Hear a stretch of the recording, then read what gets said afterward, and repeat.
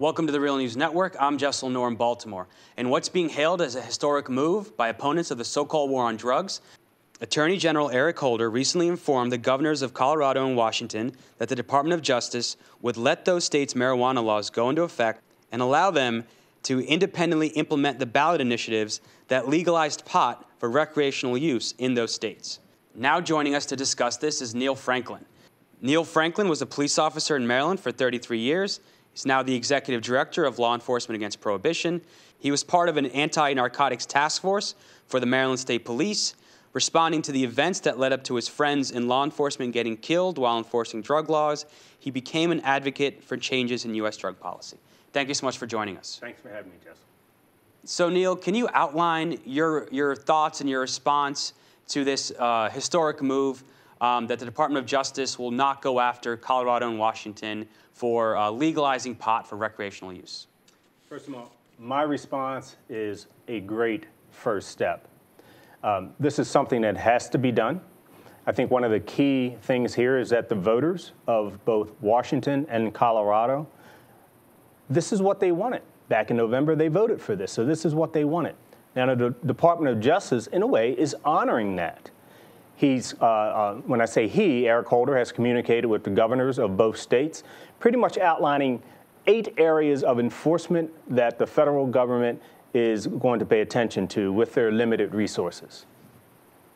And so opponents of the so-called war on drugs have hailed this as historic, but the prosecution of marijuana is just one limited part of the so-called war on drugs. Can you put this in perspective? Just how big of a role do marijuana arrests play? Yeah, well, you know, the war on drugs in its entirety, we're talking about other drugs too. We're talking about cocaine, we're talking about heroin, we're talking about crystal meth, and others. It's been reported by the federal government that somewhere around 60% of the proceeds being made by organized crime, the cartel, organized gangs, local gangs, comes from the sale of marijuana. It's a huge blow to organized crime. It's a huge blow to the cartel. Now, so what does that really mean? Okay, it means that we can begin to dismantle this war on drugs. Most of the arrests that are being made in this country are being made for marijuana. Over 700,000 people every year are being arrested in the United States for the possession of marijuana. This is a great move to ending that. So some groups have come out as opponents of the Department of Justice move, mainly police unions, the Fraternal Order of Police, and other very powerful, influential groups. Can you tell us about their opposition and what role they play in the so-called war on drugs? This is not often discussed in the media. Mm-hmm.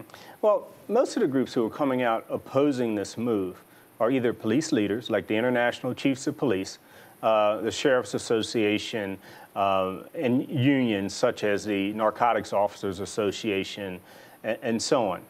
So what that means is we're looking at police leaders who are typically following the party lines of their mayors who put them in place as police chiefs. But you know what? There's one good part here. Sheriffs are elected by the people. And there's a sheriff who was at the hearing yesterday from King County, in Washington State, Sheriff Urquhart. And what he said is, we need to honor the wishes of the people. The people have voted. He said that we in law enforcement have failed the people by refusing to honor their wishes in the past. He said that the war on drugs has failed, and we in law enforcement have a responsibility to move in a new direction. That takes courage when you have your counterparts, your peers, saying something else. He's absolutely right in his analysis of this, and that we in law enforcement need to change our perspective. He also said that, you know what, law enforcement is always lagging behind and slow to change. We need to step it up a bit, and we need to change. They're going to continue to push back at those levels, but unfortunately, many of our police leaders have a vested interest in this, okay? Federal dollars flow into law enforcement agencies who enforce these policies. And I think that's about to change because those dollars come from the Department of Justice. So we're going to see a slow change regarding that. And I talked to one former police officer who was a former lobbyist in Washington, D.C., and he said that it's the police and prison guard unions that are the #1 lobbyists to keep the war on drugs going. So talk more about what the power is, their influence is, and just what kind of influence they have in Washington and in states around the country. They have a lot of influence. They have a lot of money. They're a special interest. They support a lot of our policymakers in Washington and at the state level. And yeah, I mean, unfortunately, this has become big business for everyone, not just the private prisons, not just for those companies that support private prisons and so on. But unfortunately, we have asset forfeiture, you know, where police agencies seize money and property from people who are violating our drug laws, you know, and it's also about the lifestyle of narcotics officers. It's nice to be able to come to work wearing soft clothes, plain clothes, set your own hours, work tons of overtime, call your own shots day to day. And as this continues to change, their lifestyles are going to change. You know what? Some of them have to go back and work in uniform, you know, and push a patrol unit, follow a set schedule. And you know, that's not received well by many who have been in narcotics for such a long time. And so this policy has been criticized, especially now with the economy in such dire straits, with schools closing across the country, other community centers, other resources being closed. But the U.S. still has money, billions of dollars every year, to keep these prisons open and to keep locking up drug offenders. Well, just think about this.